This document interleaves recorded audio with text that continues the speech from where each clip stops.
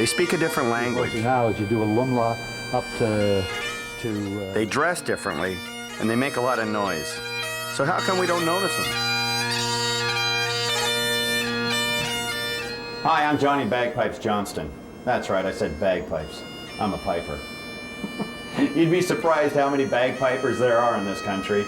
We were, so we decided, hey, let's go find them. And that's what we did, coast to coast. We talked to bagpipers from the east, bagpipers from the west. Pretty enthusiastic pipers too, I might add. Then we started thinking, why not put together our own pipe band? That's why we're here in Calgary. We chose Calgary because in 2002 it hosted the Brier, the Canadian Men's Curling Championship, a sport and event closely associated with piping.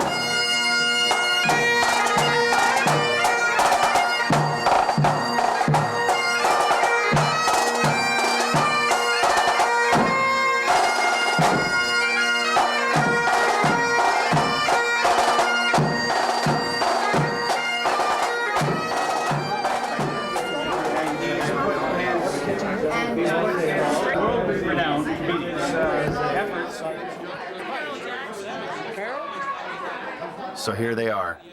There are some drummers and other bodies in the room, but these are mostly pipers who have come from all over Canada to be part of an incredibly short-term, high-pressure gig. From this moment to the moment they play at the Brier will be less than 40 hours. Less than 40 hours to turn 15 complete strangers into a pipe band. And some of that time they'll be sleeping. Well, not all of them. I mean, they are pipers after all. Pipes on a bunch of cases of beer there, girl.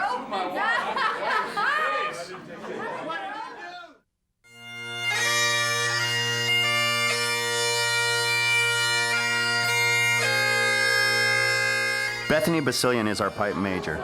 This means she's the one in charge. I bartend and manage. So you manage how many people do you manage? About 50. 50? Yeah. And how many people know that you pipe? Do they all know, or have you ever piped in your pub? I have. Oh, so the secret's out. I don't tell everybody, but some of the new employees discover that I have this hidden talent, and it's kind of fun. How long have you been playing? 25 years. 25 years, and what got you started? My father. He taught himself how to play the pipes, and he wanted all of his kids to play. Help! Run! Okay, tell me a little more what you do. I have a school of about 30 students. I belong to 2 bands in Ottawa right now, and I have my own charity pipe band called Afro Bros. And we're sort of a throw-together band of all the other bands in the area, and we do jobs that no one else will do. You like what kind of jobs? Primarily charity events for the city that no one else will pick up and do because they charge money, so we help out. So you're giving back bagpipes to your city. Yeah. I think that's cool. It's great. It's important. What do you get out of teaching the kids? I think it's important to pass along the art of piping, because even though I'm not Scottish, I feel that this is my heritage somehow. Now, wait, let's back up. What nationality are you? French, Canadian, and Irish. French, Canadian, and Irish. Yeah. Awesome. You're in 2 bagpipe bands, a charity band, and you have 30 students. Yes. How do you find time to be a bar manager? I have to have a very light schedule at work. I'm one of the employees that always asks for time off and fewer shifts because I have so much else going on. But I make do. It's a nice change. I can do one and the other, and it's a nice meld of the 2, actually. Now, how do you find being female and piping in primarily a male? Everyone thinks it's just males piping. I don't think I get the same sort of breaks that males do. I think that females sometimes have to try harder in this game because we're not taken so seriously. And there have been times when I've been in the front rank with my band and they've told me to move so the guy in charge can come up to the front. And whenever I'm in band position, even though I'm on the point where you're supposed to be, they'll go to the tallest guy in the front line. That's just what they do. And it's funny, because I see it happening and it's okay to me. So, and when they're corrected, and then they come over to me and I've seen what they've done, then they have a little work to do. Because you can blow their socks off playing, and that must be great revenge when they hear you play to watch the jaws drop. Yeah, when you have the talent to back it up, because I play the drums too, and I can do a mean Highland fling.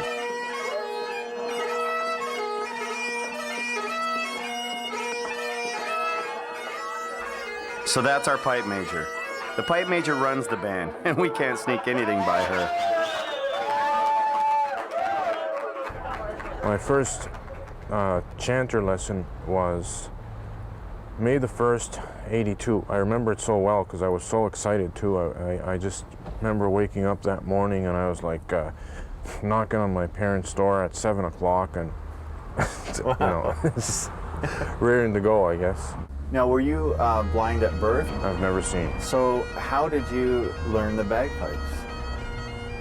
What I do is I learn music and phrases. And, you know, I can learn tunes very quickly that way. You weren't born in Canada, were you? Nope, I was born in Peru in August of '69. And what brought you to Canada? Education. My parents decided that there wasn't any adequate schooling for me in Peru, so they moved to Montreal in '72. So you're from Peru, and you're a piper. There is an explanation to it, actually. I almost, I can say, grew up with the sound of them because when I was really young, I guess I was no more than 4 or 5, an aunt brought back a tape with children's stories in Spanish, of all things, and it had a segment with bagpipes on it. It was a sort of the Maidens of Hell type thing, you know, so I picked it up then and I was fascinated by the sound, and ever since then I said, that was it, you know, I kind of caught the disease in time and I decided I'd give it a try. And when you don't see, the big advantage, of course, is I never had the same distractions that a lot of pipers had. See, I've played one time in the dark, in the woods, and I've gotten so into it, I've gotten lost. Have you ever gotten so turned around after you've been playing that you didn't know Several times, yeah. It's happened, usually it happened when I was competing. I'd wandered considerably without even knowing that I was even moving that far.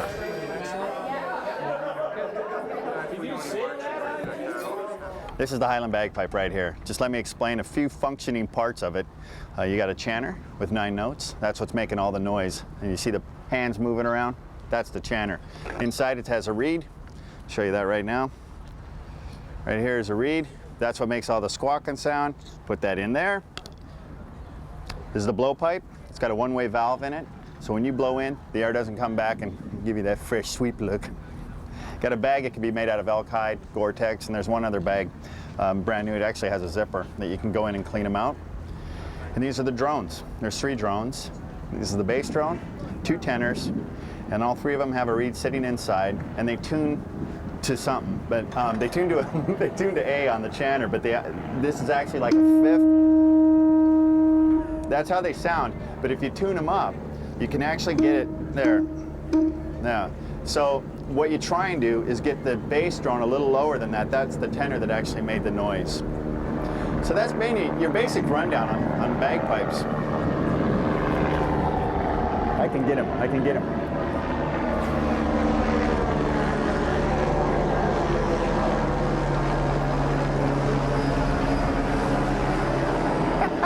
They draw a lot of attention. I haven't even played them yet, but you know what? They're scouting me. That's a black helicopter. I don't know if you saw it or not, but I'm not saying no government conspiracy on the pipes, but you pull a bagpipe out in a public area, they're watching. How many people here at the hospital know you play the bagpipes? I'm sure everybody at the hospital knows I play the bagpipes. I've played it probably in every location around the hospital at one time or another. And I spend about 60% of my time dealing with diagnosis of lymphoid disorders, disorders of the blood, anemia, leukemia. We do autopsies on sudden unexpected death. We do forensic work here as well. Like Quincy? Well, part of the time. We don't see something like that in here very often. The tattooing around the sides is rather wide, and it's too large to be 9mm. And the color is strange. Ah!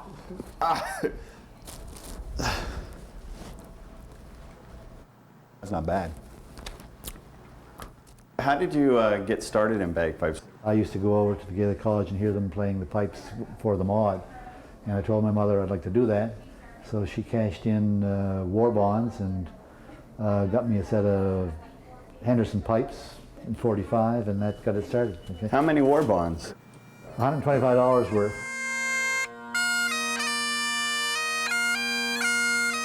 Do you think that bagpipers are misunderstood? Yeah, first off, most people think there are about 4 bagpipe tunes, period, in the whole world. So when we do our thing in the park here, I say, okay, well, we're going to play for you the only 4 tunes in the world that you know exist, and then we'll play some other stuff afterwards. So we do that. Yeah, okay. So, but they're misunderstood for another reason. Barry Shears, for instance, thinks that nobody but other pipers like the kind of piping we're doing now. Okay, and so what he's done is gone back to more rhythmic stuff that was intended for dancing and for social functions and for ceilidhs rather than for marching. So that's why they're understood. But then they're misunderstood because they wear this queer kilt stuff and then all this other stuff. Hamish Moore, for instance, thinks that all the regalia we wear, the busbies and the feather bonnets, and that those are monkey suits that were given to us by the British Army as a punishment. We're going to make some noise. It's called the uncapping of the pipe. What's your name and what do you do for a living? My name's Rory McBlain and I'm a college instructor. Margaret Knutson. I'm a CAT scan technologist. My name is Brent Schaufs and I work at the Stewart Museum and I'm a student of literature at Concordia. Welcome back. We got the pipes out. This is how you can get any party going. Learn the bagpipes, go to a bar, guaranteed free beer.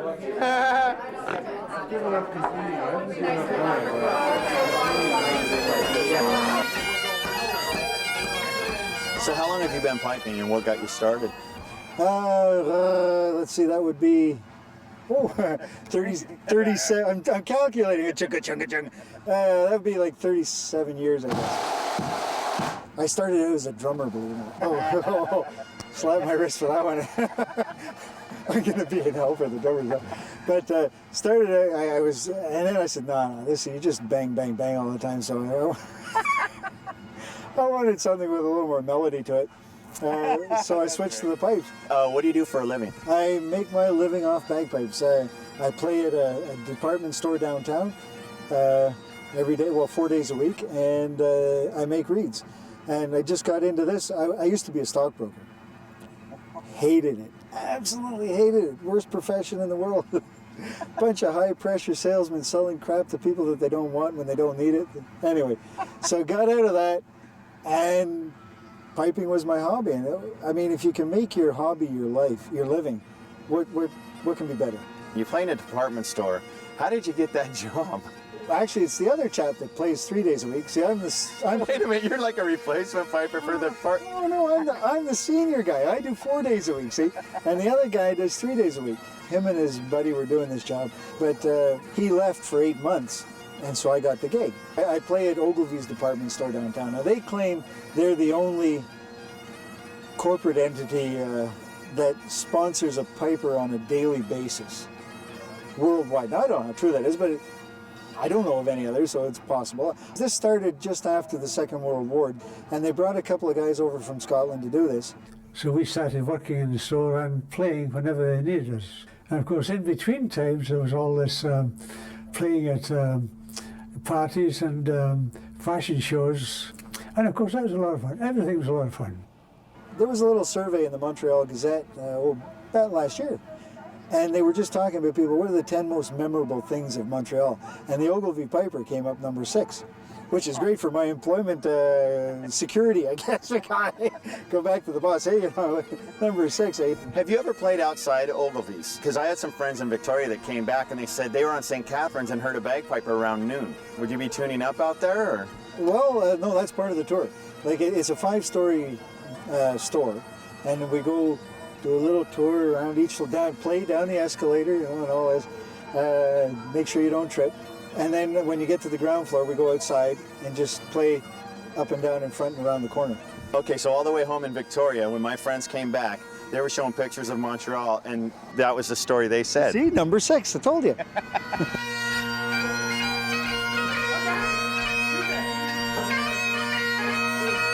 Playing bagpipes, I actually looked it up, and it's the most physical instrument you can play. It's playing bagpipes. You use all your face muscles. You use your neck, your back, your diaphragm, your abdominal muscles. You use everything. And if you're walking, you're using your butt and your leg muscles. And your liver. And your liver, that's right.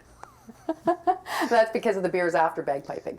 You also teach foot reflexology. I do. I'm an instructor. I've been an instructor of foot reflexology for about 4 years. And what else do you do? I am a psychiatric nurse, graduated in '85, although I don't practice in hospitals or nursing homes anymore. I work as a private nurse here in Kelowna. And play bagpipes. And I play the bagpipes. What got you started in bagpipes?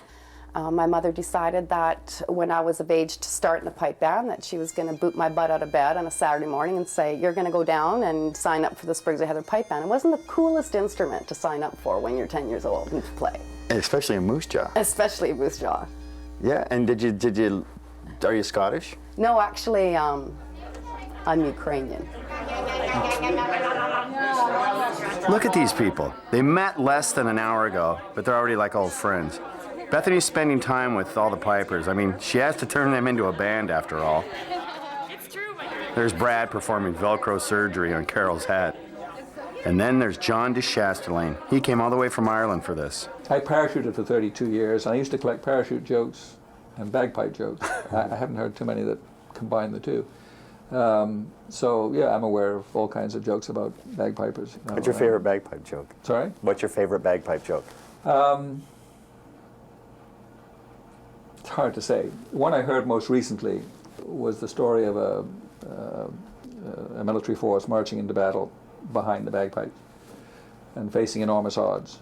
And as they marched, the front row was cut down, but the pipers still kept playing and they kept marching on. And this goes on and on until a very few of them left.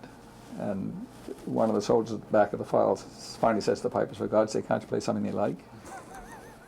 What do you do, and what would be a normal day? Well, I'm retired from the forces. I retired in December 1995 and immediately got involved in the peace process in Northern Ireland, and I've been involved in that since. So my normal day, if I'm in Northern Ireland, is dealing with the political parties, with the paramilitary groups whom we're trying to get to decommission their arms, and with the politicians of the British and Irish government for whom I work. And in between times, I come back to Canada for a few days every month. That's what I do. Do you get to play your pipes in Ireland? I don't take my pipes to Ireland, partly because it's a hassle getting them through customs. And also, even though pipes are played on both sides of the traditional divide in Northern Ireland, by Catholics and Protestants, the pipes are regarded more as an Ulster Scots instrument, and I try and make sure that everything I do over there is seen to be totally neutral, and therefore I don't play much over there. But I play when I get back here, when I have the occasion, mostly for Scottish country dancing, because I'm also a Scottish country dancer. Can you tell me some of the dignitaries, some of the people that you've piped for and you've met while piping? Well, I piped for the Queen when I played as a four-star general, returned to the ranks and played in the Calgary Alberta pipe band in 1992, I think. And as I say, I played for ambassadors and prime ministers, and when I was Chief of Defence Staff at a NATO meeting of the NATO Military Council and Minister of Defence, the British Minister of Defence, who's a Scot, and this was being held in Perthshire, had me pipe the haggis in for the dinner of all the NATO nations, because he knew I played the pipes. How many times have you played for the Queen? That was the only time. That was it. It was a great day. The moment he started to play, we realized that Wes was our best piper.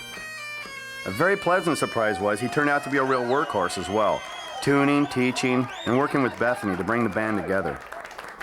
When you strike them up and everything is clicking, and you start, the hair stands up on the back of your neck, and you don't want it to end. It's great. And you commute down to Toronto? Actually, I drive to Winnipeg and then fly the 2.5 hours down to Toronto. Come down for band practice. I play with the 78th Frasers out of Toronto. What do you do in Kenora? In Kenora, I'm a school bus trainer, driver trainer, dispatcher, and I also teach and run a pipe band there as well. What made you get started, and how long have you been playing the pipes? I've been playing for, I think, about 27 years now. Just started out when I was a little guy, just thought it might be kind of cool to give it a whirl, and so my dad knew somebody and got me some lessons, and it all just kind of snowballed from there. That's like my story. I mean, 28 years ago, and my dad, he found a guy. It was to pull up in front of the guy's house, and literally he says, "Do you know what you're doing today?" I says, "No." He said, "You're going for bagpipe lessons." I was like, Now, what do you get out of it now? I mean, 27 years, I mean, and to pass it along teaching, that must give you a big fulfillment. Everything I do with it, you just get such a rush with it. It's teaching is great. I love teaching the band at home. It's a grade 4 band. We took them to the Worlds last year and just had a great time. I perform with play with the Frasers, of course, compete with them. Now, we saw you there, and you didn't play with the band in the competition. No. What happened? It's just we draw from a pool of, we had 22 in the pipe section that day, and we generally play somewhere between 16 and 18. So, of course, the pipe major decides who he feels the most comfortable going in playing, and I didn't make the short list that day. So that just happens right at the last minute. Yeah. We started tuning up until we actually formed into the circle to start tuning up. I didn't know. Now, how do you take that? That's just part of the game, and I mean, pipe bands it's a team sport. So there's never any hard feelings if you're cut right at the line. Never. And it's like I say, we're all there for the same common goal, which is to do as best as we can. And if so, by my not playing that day, makes it a little bit more stable, then that's good for me. Now, didn't you take first place that day? Yes, we did. In the tiebreaker. Oh yeah, that was a squeaker, but we won. And you commute to Toronto. I commute every 2 weeks. That's got to add up. Yeah.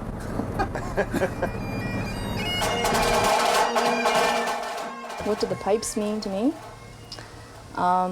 For me, it's a tool of relaxation. I've got some family history of Norwegian, Scottish, and Acadian French, so that's quite the mixture. But part of it's, your roots, heritage, and certainly connect with that. But I also find it's a great way to meet people. Hi, how can I help you? A nursing officer here, we can work in pharmacy, we can work in immunizations, and we are also for standby for airvacs. Have you ever had to do airvacs? Yeah, I said over 300 hours. A lot of them are what we call across the pond, going over to Germany, over to Croatia to pick up some of our military members that have to come back. Just from any sickness or usually it's injury. And during any time during the day or night, we could get called and get launched, and we grab the drug box as well as the defibrillator and any other extra equipment that we need and take off. Had the opportunity to pipe for Prince Andrew last year because they found out that I had my full military kit, piping kit with the kilts and my pipes. Farewells. The Germans very much love the bagpipes. Really? Doodlesack. Oh yeah. Doodlesack. Doodlesack is the German word. Yeah. I like that word. I've been playing for 23 years, and I got started actually from Highland dancing. And then after about 3 years of it, I thought, well, I'm dancing to music, I might as well learn how to play it. I was lucky. I was fortunate. My summer job during university and just part of high school and all through university was I piped at a gift shop on the Cabot Trail for 6 summers, 8 to 9 hours a day.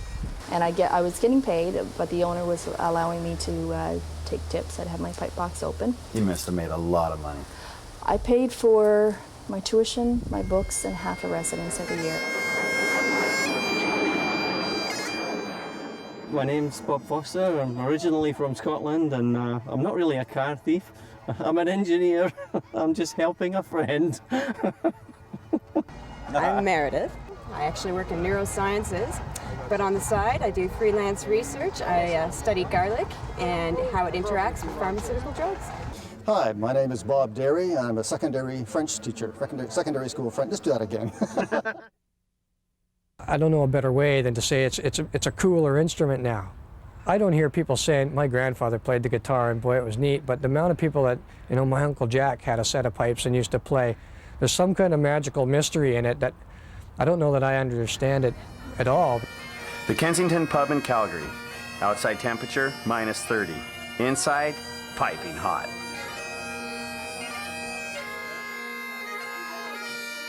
So tomorrow's a big practice, and then we got to do the big performance. How are you feeling about the Lion Sleeps Tonight? The which? The Lion Sleeps Tonight. Oh, very good. Yeah.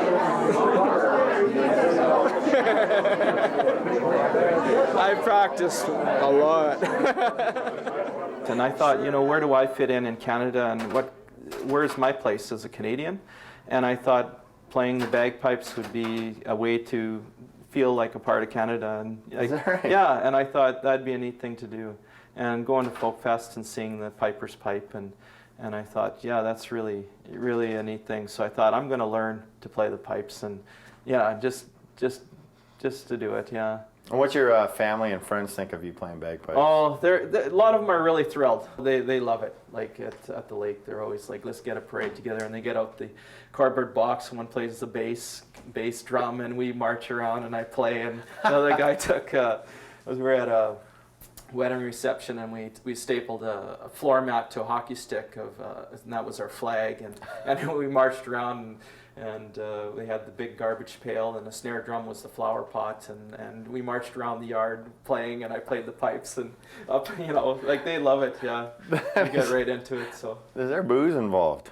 Always, yeah. Yeah. I did the Canadian Ironman this year in Penticton.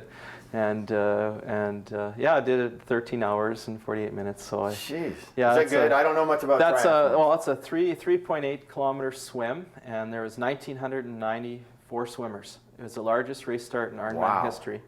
And then once you finish the swim, you hurry up and get changed and get on your bike, and you cycle 180 kilometers. Then once you finish off the bike, 7 hours on the bike, then you have the wonderful experience of running a full marathon. That was another commitment. I thought one was to learn the bagpipes, and within a year I had learned the bagpipes and piped in the Lieutenant Governor into an event. And so that was a real milestone for me, and also being in the Ironman was another challenge I decided to take on. And I've been a police officer about 22 years, and it was Good Friday. And I was sitting there protecting an accident scene, red and blue lights, all sorts of things. And this guy, I was watching him in my mirror, and I thought, okay, he's going to pull over into the other lane anytime now, and he didn't. He rear-ended my police car. He was going full speed, which is 100 kilometers at the time, and I was full stop. You were sitting in your car? Protecting an accident scene, yeah. And you saw him coming in the rearview mirror, nothing you could do but go, not a thing. That was the last parade I ever marched. I tried to do one of the parades there, and I can't do that kind of stuff anymore. I'm just getting too old and mean and crippled. Oh. But so I had to stop doing parades and things, but I still pipe for a lot of our CMP functions and things like that. So it's just something that it stirs something.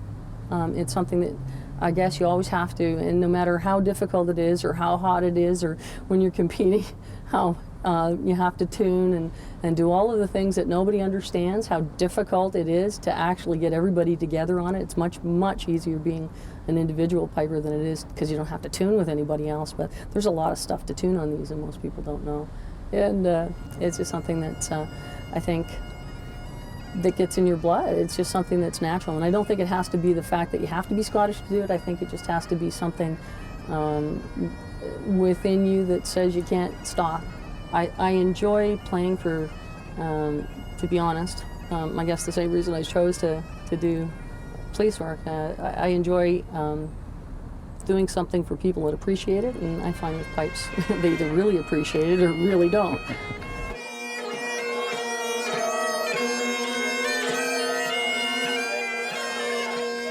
They have the World Championship pipe band here. And so I got a piping scholarship to come to Simon Fraser and play with the band and go to school. So you're here for piping?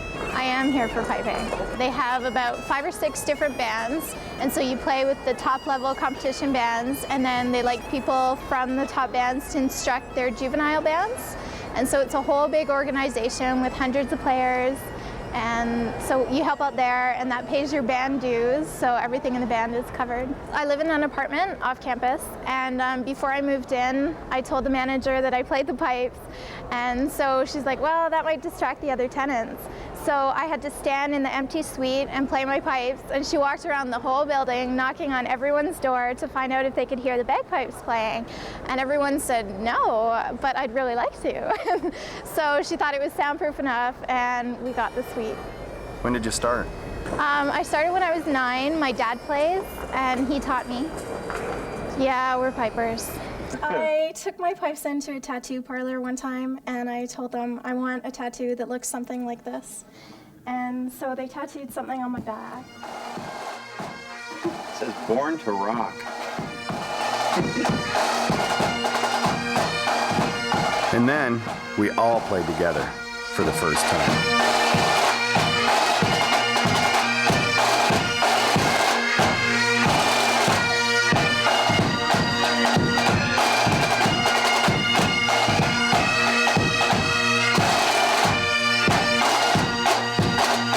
My name's Ian Nelson, and I move restaurant equipment. Chrissy, and I'm pretty much unemployed, blatantly unemployed, happily unemployed, really. My name's Rob Towns. By day, I'm a PC technician, and on the weekend, I'm a wild piper.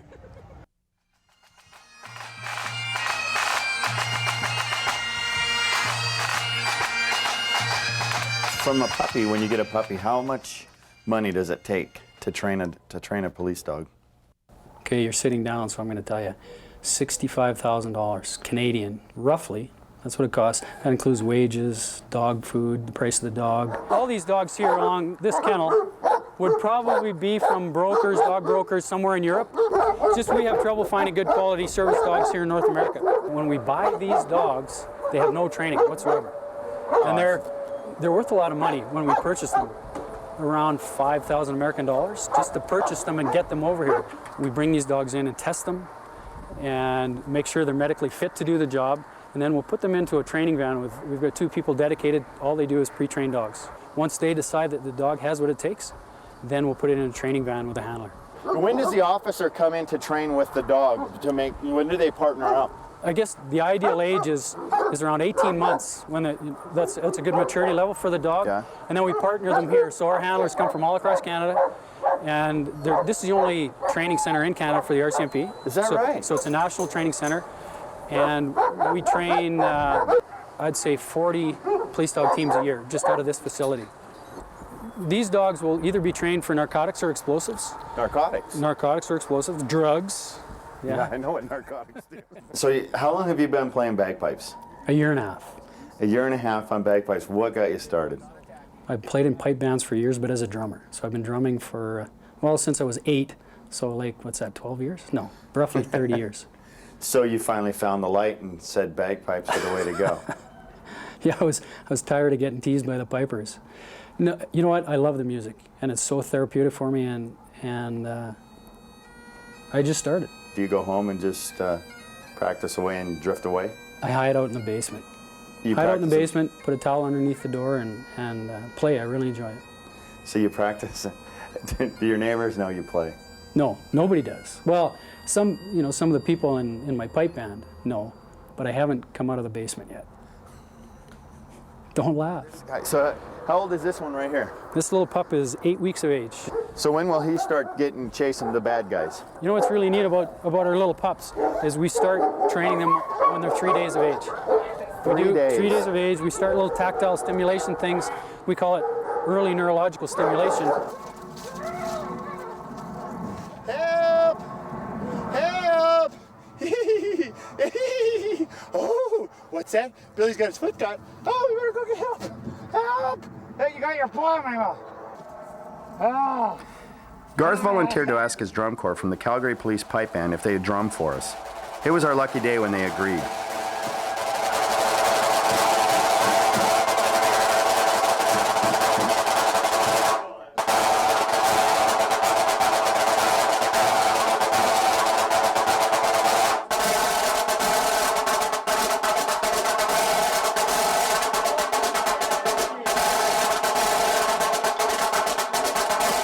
Pipe bands are actually 2 different organisms, pipers and drummers, with a symbiotic relationship.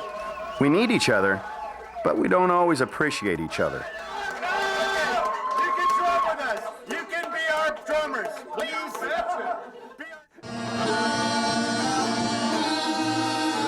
We took over a hall at the hotel. Look, pipers here, drummers over there.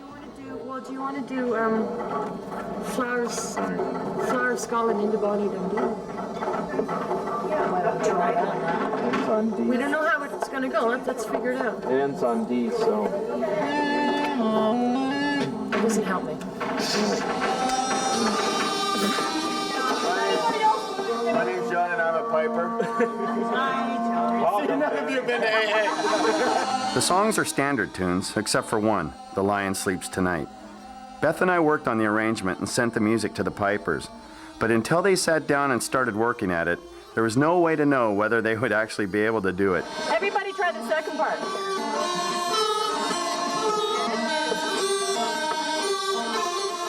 There was a chap at St. Anne's last week. I was down there and he was at a party the night before and he was playing Send in the Clowns. And the first 4 notes are exactly the same as Amazing Grace. And he was doing a funeral the next day and proceeded to play Send in the Clowns at this funeral. And immediately caught himself, thank God, got himself back on track before anybody really noticed. This is Dorchester Penitentiary. Was the Maritime Federal Maximum Security Institution until about 15 years ago. And now we're a multi-level institution, predominantly medium security. How long have you been here? I've been here a little better than 30 years. So the longest? I'm the old man on the hill, yeah. I'm the longest here. And what has kept you here? Why so long?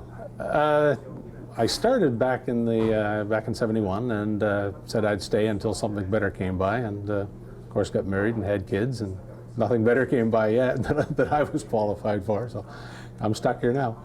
But I got about 4.5 years left to go, and then I don't know where I'll go after that. Just go piping on the prairies. Maybe a Walmart greeter, I don't know. Piping on the prairies, yeah. I like the Walmart greeter. Have you ever had any breakout attempts? Have you ever foiled any? Personally? Yeah, I was involved in one. This was many years ago. We had a couple of inmates that disappeared on us, and we had feared that they had gotten out over the wall, and actually they were hiding in the yard under the weight pad. And the irony of it is that the night previous, I used to be a dog handler here. I sat on them all night long. They were under this bed, and neither the dog nor I knew they were there. So we were very sharp. We got them the day after. They're still inside. How many inmates know that you're a piper? I think they all pretty well know now. There's I had an occasion to be on television that was broadcast pretty well around the eastern seaboard, and they all saw me in my kilt, and there was a bit of jibing, but not a whole bunch. I've been playing about 7 or 8 years now. The old Moncton City Police pre-RCMP days had an ad in the paper, and I happened to spy the thing and said, wow, I must go in and check this out.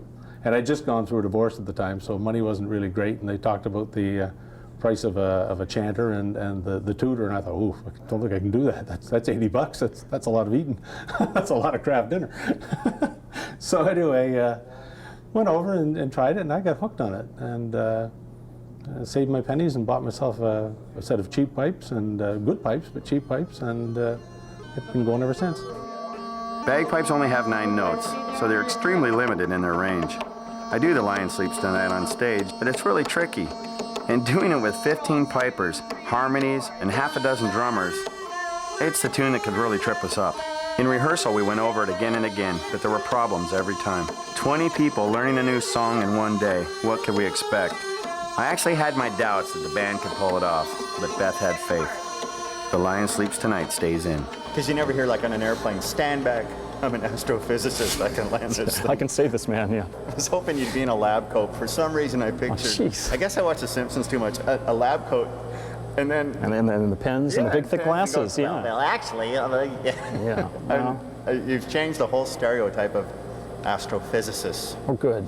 So is that like the big thing, like, come on, I want to use a telescope? Yeah, a lot of them are oversubscribed, like people want to use them, and you've got a queue of twice, 3 times as many people want to use them as there's telescopes for, but so you put in your time, you ask for 10 nights, you get 2, that kind of thing. How many bagpipe albums do you have at home? Oh, 3 or 4 maybe, not many. What made you decide to pick up the pipes? Well, this is a real Scottish story. I'd always wanted to play the pipes. There was an ad in the paper, bagpipe lessons free. Well, of course, I mean, free, that was the big word, so I went. It was something I'd wanted to do, but not had the opportunity. So And how long ago was that? 84, I think, I started. So, Are there a lot of pipers in Newfoundland? There's a couple. There's more in St. John's. There's the City of St. John's Pipe Band, and there's the odd I don't mean odd, but there's the No, you're unusual. talking Newfoundland, so you can say odd in the same There's a few sentence. pipers here and there. There's a couple in Corner Brook, a few down in Stephenville, but it's kind of scattered. Now, what do your colleagues think of you being a piper? Well, we have a tradition back home when we get to the end of the term and the exams are over and the students are gone. I pipe a bottle of whiskey through the halls and everybody comes out of their office and we have a drink. So they don't mind that part of it. Oh, yeah. It's the practicing to get ready for that that's the pain. So you've been to Scotland how many times? I've just been once. Oh, you've just been once? Yeah, you gotta go. I mean, if you play the pipes, you have to go to Scotland. And it's like going to Scotland and wanting to eat haggis and hear somebody play the pipes. You can't find haggis because everybody's selling pizza. And the pipers on the street, I mean, I could have played better than that. And that's not saying much. They're all out there, you know, with the pipe cases open, and they're probably mostly from Canada to the States anyway. I didn't hear any local pipers. It was a real pain. So.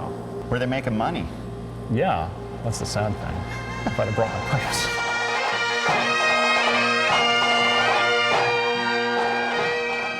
So we're just doing the last time to the first part. Ba-da-dum, ba-da-da. Ready? Pull up. 1, 2.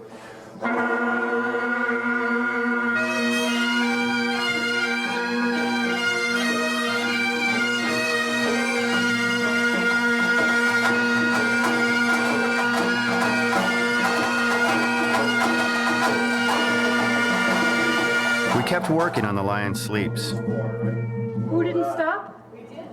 Oh, yeah. 1, 2, 3, 4. Drum salute. There's a lot to it. You know, it's a total aerobic workout really when you're playing because everything's going. You have to have your mind, hands, blowing. Of course, that's the big thing. Keeping a steady pressure with your arms. So you're really working when you're. And then you add marching. Yeah. Left foot, right foot. That's confusing. When you're practicing, do you look at it as a workout? Are you tired and going, oh, I got to It get is this? almost a workout. It's like the same sort of feeling. If you go for a run and at the end you get the endorphins kicking in and you just feel great, it's the same thing. After a couple hours of playing the pipes, you just, you know. And if you don't play for a while, you forget how good you feel after that. You come in, you do a couple hours, and you just feel powerful. Like it just gets the whole system going. Amazing. Do you ever play your bagpipes in here? I actually do all the time, yeah. This is where I practice, yeah. How long have you been playing bagpipes? Over 20 years, since Yeah. I was a little kid. So my brother and I used to walk around a table listening to a record, and my dad saw me and sort of said, okay, you know, the kid's an addict, let's get him out. So were you marching around a table when the record was playing? Yeah. Are you Scottish? Partially, yeah. Partially Viking or something else too, just kind of roaming around. But who do you play for now here? The City of Regina Pipe Band, and we're in Saskatoon, so it's a 2.5-hour drive to get to practice. So I only go down on Sundays, the odd Sunday. I haven't been there in a while, so. You picked Regina. Why is that?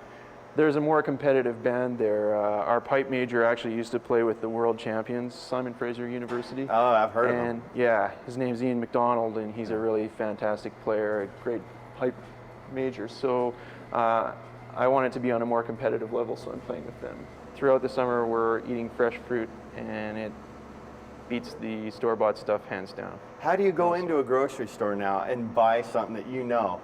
Like, you know what is behind it. I don't like to, actually. Really? To tell you the truth, yeah. So when you go into a store and you say, oh, I have to buy, like, say, a zucchini, and you're going, this zucchini I know was picked when it was this big. It just is matured in a crate. Well, no, they don't mature that way in a crate. See? But School? No school. Let's go there. The apples, though, they get stored for like a year. Yeah. And when I eat those, it tastes like wood to me. And love it, the fact that forest growing an orchard in Saskatchewan. You get razzed about that. Quite a bit, yeah. Especially when you're running. Even running, actually, I go out for a run and people don't know my name, but they'll be screaming, "Run, Forrest, run!" And it's like, okay, that's what I'm doing. You know, thanks. That's why you're not specializing in growing pot here, because you'd be so paranoid. You're like, now they know my name. Well, actually, though, the greenhouse that is growing the marijuana is pretty close to this area. Wait a minute. There's a greenhouse growing marijuana? We'll be right back.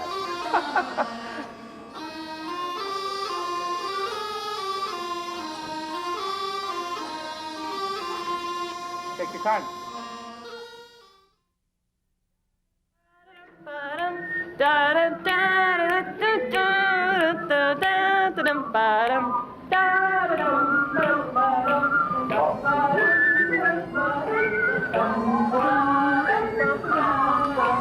can tell by the smiles, this is going to be a band.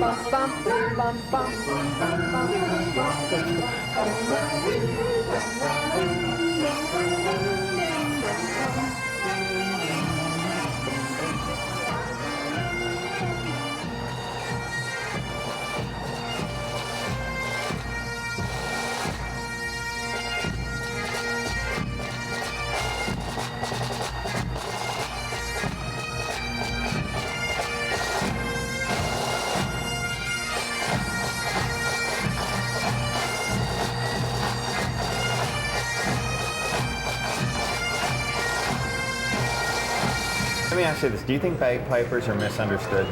Completely. Why is that? Because they play the strangest instrument on the planet, and they are the strangest people on the planet, yet they want to be considered normal, but they know they're not.